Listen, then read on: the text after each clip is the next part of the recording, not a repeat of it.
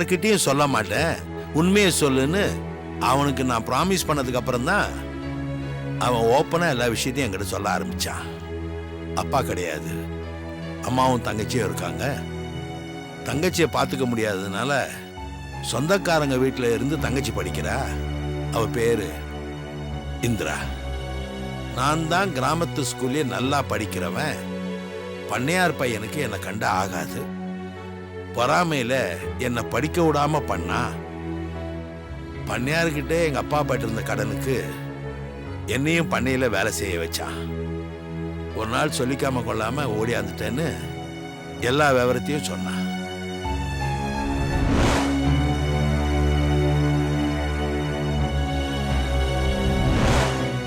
எனக்கு கண்ணு கலங்கிடுச்சுமா. அவன் மேல எனக்கு இன்னும் பரிதாபம் தான் ஜாஸ்தி ஆயிடுச்சு. அம்மாவையும் தங்கச்சியும் ஒரு முறை போய் பார்த்துட்டு வான்னு சொன்னேன். வேண்டாம், காலேஜ் படிப்பு முடியட்டும், நான் நிறைய பணம் சம்பாதிக்கணும், அதுக்கப்புறம் தான் எல்லாரையும் பார்ப்பேன்னு சொல்லிட்டான். அவன் பேச்சுக்கு பேச்சு நிறைய பணம் சம்பாதிக்கணும், லட்சக்கணக்கில் கோடிக்கணக்கில் பணம் சம்பாதிக்கணும்னு பணத்து மேல அவ்வளவு குறியா இருந்தான். அவன் பேச ஆரம்பிச்சாலே பணத்துல தான் கடைசியா வந்து நிப்பான். பணத்தை சம்பாதிக்கணும்னு அவ்வளவு வெறி இருந்துச்சு அவனுக்கு.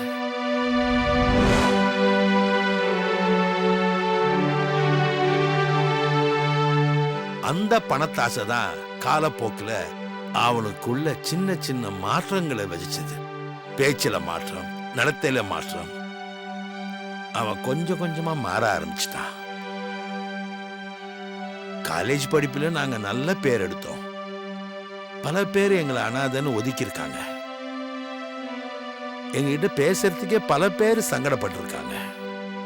அனாதை பசங்க என்னமா படிக்கிறாங்கன்னு பொறாமையும் பட்டிருக்காங்க.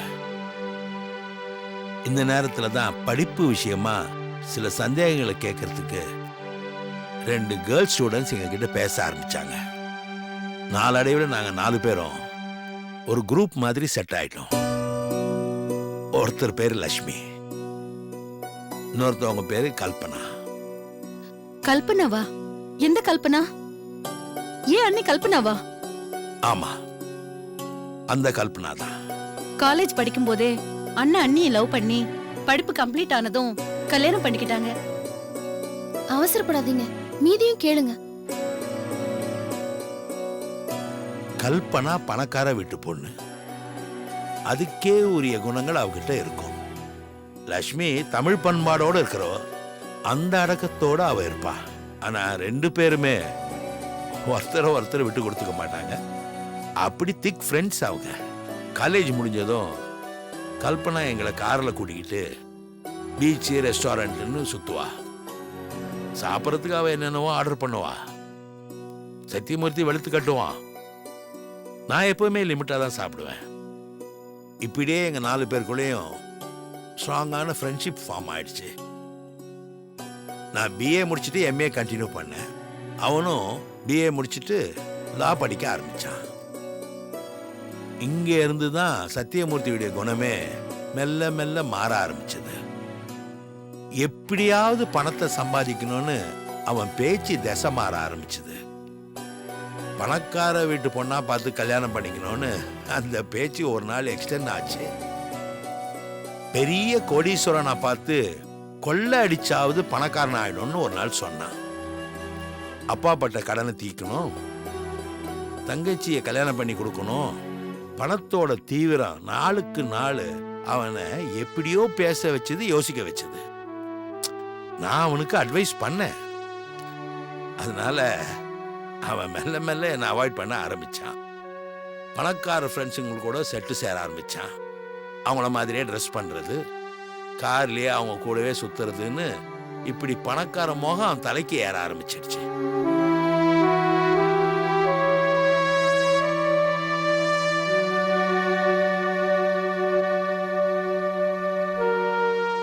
அவன் லா படிக்கிறதுக்காக லா காலேஜில் ஜாயின் பண்ணான்.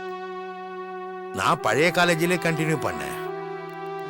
அவன் ஆசிரமத்துக்கு வர்றதை கொஞ்சம் கொஞ்சமா குறைக்க ஆரம்பிச்சான். லா காலேஜ் ஹாஸ்டல்ல ஃப்ரெண்ட்ஸுங்க கூட தங்க ஆரம்பிச்சான். மெல்ல மெல்ல அவன் என்னை விட்டு விலகி போற மாதிரியே இருந்துச்சு. நான் எம்ஏ கம்ப்ளீட் பண்ணி முடிச்சேன், அவனும் லாவை முடிச்சான். இந்த சமயத்துல தான் ஒரு நாள் கல்பனா என்னை பீச்சுக்கு கூட்டிட்டு போனா. அவங்க வீட்டுல மாப்பிள்ளை பாக்குற விஷயத்த சொல்லி என்ன அவ அப்பா கிட்ட பேச சொன்னா. எனக்கும் கல்பனா மேல ஒரு பிரியம் இருந்துச்சு. விளக்கு மாத்துக்கு எதுக்கு பட்டு குஞ்சோன்னு என் ஆசைக்கு நானே அணை போட்டுக்கிட்டேன்.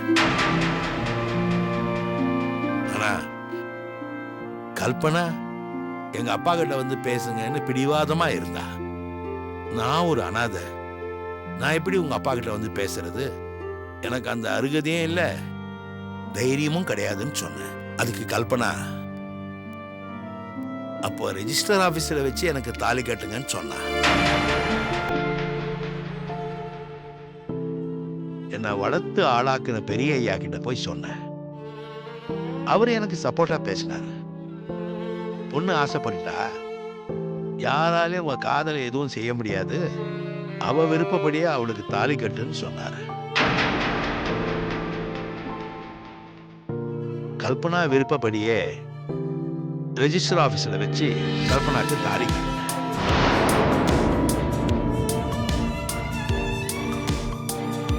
என்னது? கல்பனா அண்ணிய நீங்க கல்யாணம் பண்ணீங்களா? என்ன இது ஒரு புது கதை சொல்றீங்க? எங்க அண்ணி கல்பனா எங்க அண்ணனோட வாழ்ந்து 2 பிள்ளைங்களையும் பெத்து கொடுத்து அவங்களும் போய் சேர்ந்துட்டாங்க. இதுதான் ஊருக்கே தெரியுமே. அவங்க பெத்த பிள்ளைங்க 2 பேரும் அதுக்கு சாட்சியா இருக்காங்க. நீங்க என்னடானா கல்பனா அண்ணிய கல்யாணம் பண்ணதா புது கதையை திரிச்சு விடுறீங்க? புது கதை இல்லம்மா, பழைய கதையே இதுதான். உங்க யாருக்கும் தெரியாத கதை. உங்க அண்ணன் உங்க எல்லார்கிட்டயும் மறைச்ச கதை. இன்னைக்கு ரெஜிஸ்டர் ஆபீஸ்ல இவங்க 2 பேரும் கையெழுத்து போட்டு பதிவு திருமணம் பண்ண சாட்சி இருக்கு. அது மட்டும் இல்ல, கல்பனா பெத்தது 2 பிள்ளைங்க இல்ல, 3 பிள்ளைங்க. 2 பேரும் பொண்ணுங்க, ஒருத்தர் தான் ஆண். மூத்த பொண்ணு தான் ஐயாவுக்கும் கல்பனா மேடத்துக்கும் பிறந்த பொண்ணு. அதுதான் ஸ்னேகா.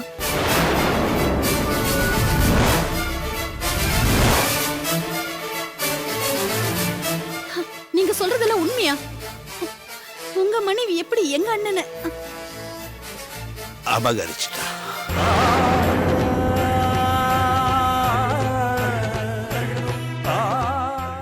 பணக்கார பொண்ணா பார்த்து கல்யாணம் பண்ணணும்னு சத்தியமூர்த்தி சொன்னான்னு சொன்னேன்ல, அவன் கல்பனாவா மனசுல வச்சுக்கிட்டு தான் அப்படி சொல்லியிருக்கான்னு எனக்கு கல்யாணத்துக்கு அப்புறம் தான் தெரியும். அதனால்தான் அவன் என் கல்யாணத்துக்கு ரெஜிஸ்டர் ஆபீஸ் கூட வரல. என்னை முழுக்க முழுக்க ஒரு எதிரியாவே பார்க்க ஆரம்பிச்சிட்டான். எனக்கு அவன் கல்பனாவை விரும்பின விஷயம் ஆரம்பத்திலே தெரிஞ்சிருந்தா நான் விட்டு கொடுத்துருப்பேன். ஆனா கல்பனா பிரிய வச்சது என் மேல. நான் ஏதோ கல்பனா மனசை கரெக்ட் பண்ணிட்டேன்னு என்ன தப்பா நினைச்சு அவன் என்ன பகையாளி ஆகிட்டான்.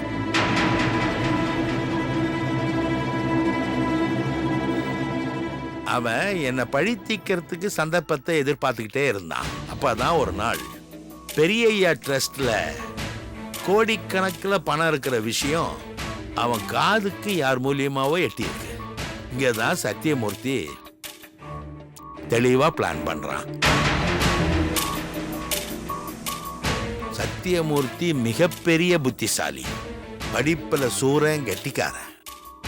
லா படிக்கணும்னு ஆசைப்பட்டு அதையே படிச்சு முடிச்சவன். திறமசாலின்னு எல்லார்கிட்டையும் பேர் வாங்கினவன். பணக்காரன் ஆகணும்னு வெறித்தனமா இருந்தவன் இங்கதான் தான் படிச்ச படிப்பை தப்பா பிரயோகப்படுத்த திட்டம் போட்டான். லா படிச்சு முடிச்சதும் 2-3 கேஸ்ல வாதாடி பேர் எடுத்திருந்த சத்தியமூர்த்தி கிரிமினலா யோசிச்சான். பெரிய ஐயாவுடைய கோடிக்கணக்கான சொத்தை அடையணும், ட்ரெஸ் அவன் கைக்கு வரணும். அதுக்கு என்ன வழின்னு அவன் மூளை குறுக்கு வழியில யோசிக்க ஆரம்பிச்சது. ஐயா கூடவே இருக்கிற வேலைக்கார முருகேசனை சத்தியமூர்த்தி கைக்குள்ள போட்டுக்கிட்டான். கரெக்டா ஒரு நாள் ஆசிரமத்துக்குள்ள வந்தவன்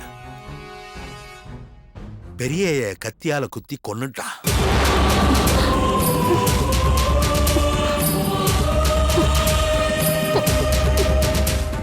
அப்பதான் பெரிய ஐயாவை பார்க்க நான் ஆசிரமம் வந்திருந்தேன். ரத்த வெள்ளத்துல ஐயா துடிக்கிறத பார்த்து அவர் வயிற்றுல குத்தி இருந்த கத்தியை புடுங்கின. அந்த நேரம் பார்த்து வந்த முருகேசன் நான் தான் பெரிய ஐயாவை கொன்னுட்டேன்னு கத்தி ஊரை கூட்டிட்டான். சந்தர்ப்பமும் சாட்சியும் எனக்கு எதிராக இருந்துச்சு. இதை பயன்படுத்திக்கிட்ட சத்தியமூர்த்தி கோர்ட்ல என்ன கொலைக்காரன் ஆக்கி 7 வருஷம் தண்டனையும் வாங்கி கொடுத்தான். என்ன கொலைக்காரன் ஆக்கி ஜெயிலுக்கு அனுப்புவதும் இல்லாம கல்பனா மைண்டை கரெக்ட் பண்ணி என் குழந்தைய சுமந்துக்கிட்டு இருந்தவளை அந்த குழந்தைய பெத்து ஆசிரமத்துல தூக்கி போட வச்சுட்டு அவன் கல்பனாவை கல்யாணம் பண்ணி நான் ஜெயில இருந்து வெளியில வந்தா கூட நிம்மதியா இருக்கக்கூடாதுன்னு அவனுடைய பழி உணர்ச்சியை தீர்த்துக்கிட்டான். நான் தண்டனை முடிஞ்சு வெளியில வந்தேன். ஆசிரமத்துல இருந்து என் மகளை தூக்கிட்டு வந்து நான் பாட்டுக்கு வாழ்ந்துகிட்டு இருந்தேன். அந்த குழந்தைக்கு துணையா லட்சுமி என் கூட இருந்தா. அந்த நேரத்துல தான் கயல்விழி வந்தா. பெரிய ஐயாவுடைய மரணத்துக்கு சத்தியமூர்த்தி பதில் சொல்லியே ஆகணும்னு களத்துல இறங்கினா. அதுக்கப்புறம் தான் நடந்தது எல்லாமே உனக்கு தெரியுமே. கயல்விழி ஐயா போட்டோ எடுமா.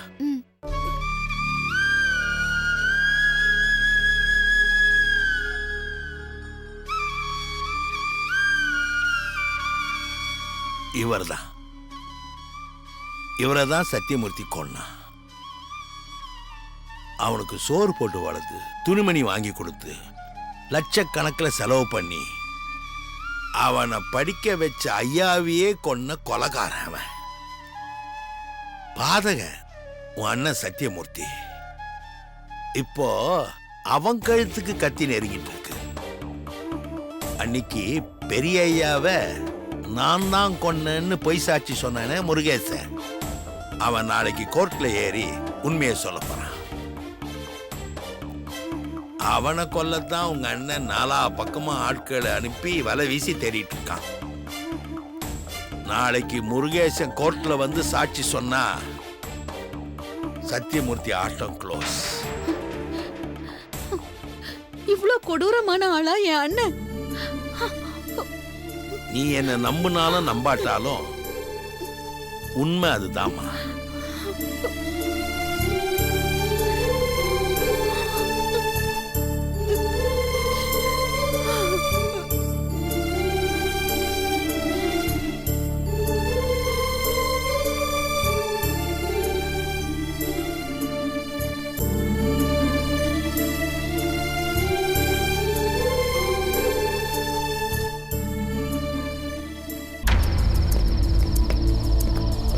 போ அந்த புள்ள பாரு தேடுறா. டேய் 2 பேரும் தேடுங்க. போ போ.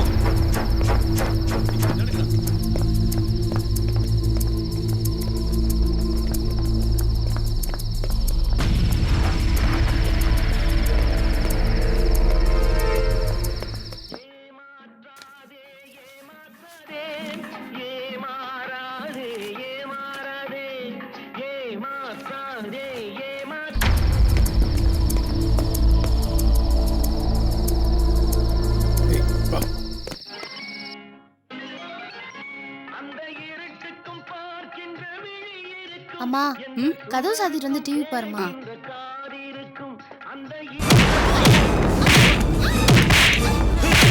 டேய் அந்த முருகேஷ் இங்க தான் எங்கேயாவது இருப்பா. எல்லா பக்கமும் போய் தேடுங்கடா. போங்கடா.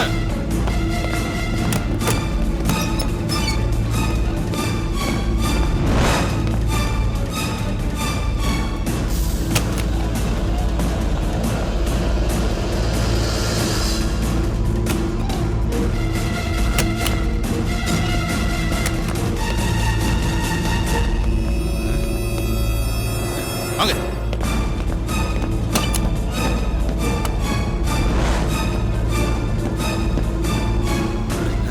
நல்லா தேடுங்கடா.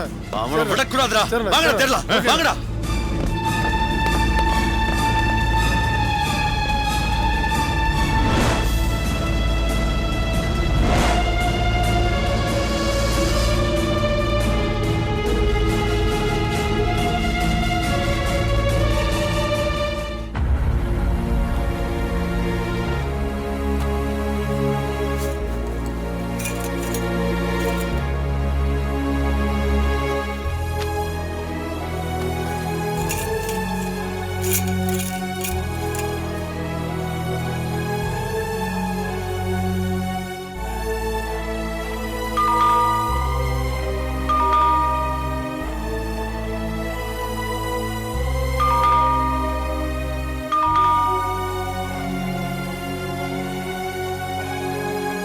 யாரு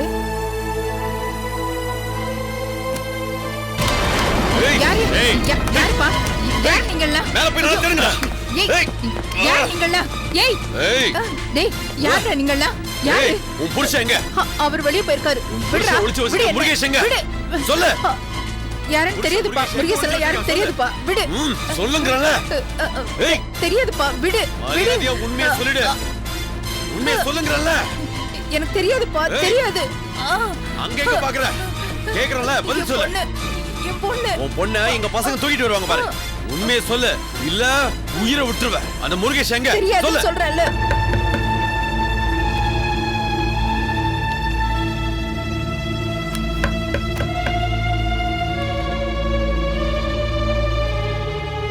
அம்மா மா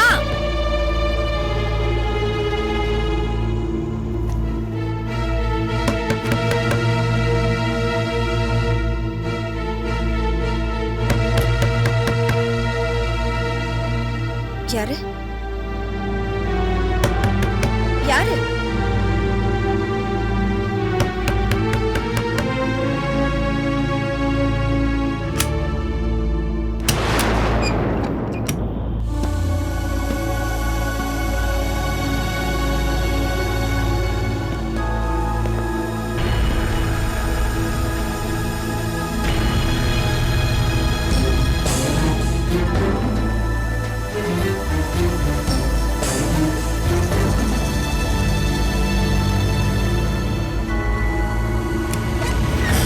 ஏய், ஏய், ஓடுறா, ஓடுறா, ஓடுறா. ஏய், நில்லு. ஏய், ஏய், முருகேஷ் எங்க? யார் அந்த முருகேச எனக்கு தெரியாது ஏய், முருகேஷ் எங்க? ஏய், கிட்ட வராத ஏய், கொன்றுவனா? மரியாதையா சொல்லு. யார் அந்த ஏய், முருகேசன்? முருகேஷ் எங்க? சொல்லு. ஏய், ஏய், ஏய், ஏய், சொல்லு. சொல்ல போறியா இல்லையா? ஏய், தெரியாது தெரியாதுன்னு சொல்றேன்ல மரியாதையா சொல்லு. ஏய், நில்லு. அம்மா, டேய், ஏய், நீ ஓடிவா ஏய், போயிடு உண்மையை சொல்லு, இல்ல உன்னை கொன்னுடுவேன். ஸ்னேகா ஏய், ஏய், டேய், வேண்டாம் ஏய், வேண்டாம் வராதீங்க ஏய், ஏய், ஏய், ஏய் வேண்டாம் கத்தி கீழே போடு. கத்தி போடு. டேய், கிட்ட வராத ஏய், கத்தி கீழே போடுன்னு சொல்றேன்ல. டேய், வராத குத்துடுவா வராத போங்கடா ஏய் போங்க கத்தி கீழே போடு போங்க ஏய் கத்தி கீழே போடு போங்கடா ஏய், வேணாம். மரியாதையா கத்தி கீழே போடு யாரும் மரியாதை உயிரோட இருக்க போயிடுங்க. மாட்டீங்க ஏய், போகல உனக்கு கத்தியை போட்டு. ஏய், வேணாம். ஏய், மச்சான், போட்டாடா. ஏய், ஏய், முருகேஷ் இங்க இல்ல போல இருக்கு. இவனுக்கு அப்புறம் பாத்துக்கலாம். வாங்கடா. வாங்கடா. அம்மா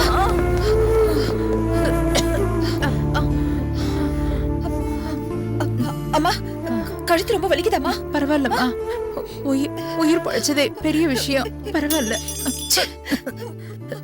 நான் போய் தண்ணி கொண்டு வரமா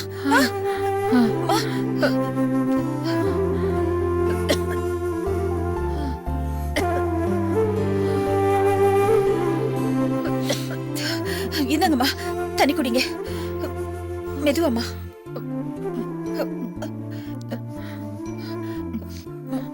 போதுமாம்மா போதும்மா யாரும்மா இவங்களா ஏற்கனவே உங்க அப்பாவை கொல்ல வந்தாங்கல்ல அவங்களே தான்